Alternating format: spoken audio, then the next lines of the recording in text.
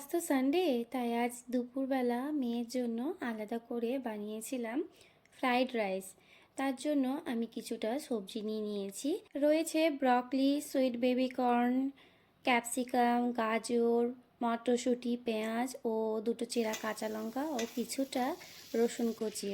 আর রয়েছে পনির ও মাশরুম। আর অন্যদিকে কড়াইয়ে বেশ খানিকটা ব্যাটার গরম করে তাতে দুটো চেরা কাঁচা লঙ্কা ও কিছুটা রসুন কুচি দিয়েছি। আর তারপর দিয়ে দিয়েছি কুচনো পেঁয়াজ আর যা যা সবজি দেখালাম সেগুলো দিয়ে নাড়াচাড়া করে দিয়ে দিলাম বেশ খানিকটা গোলমরিচ আর স্বাদ মতো লবণ।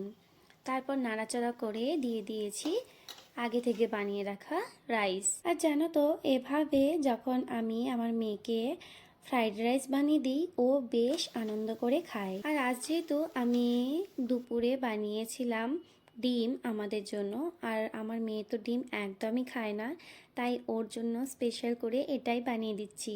সত্যি ও ভীষণই ভালোবাসে, এমনকি আমাদের বাড়ির সবারই পছন্দ। আর এইদিকে আমি রাইসটা নাড়াচাড়া করে দিয়ে দিয়েছিলাম সয়া সস আর শেজওয়ান চাটনি। তারপর ভালোভাবে রাইসের সঙ্গে মিশিয়ে নিয়ে সবশেষে ছড়িয়ে দিলাম ধনেপাতা কুচি। ব্যাস রেডি। আর এবার গরম গরম পরিবেশন করলাম। প্লেটে নিয়েছি সঙ্গে টক দই ও পেঁয়াজ। আজ আসি, তোমরা সবাই খুব ভালো থেকো, টাটা।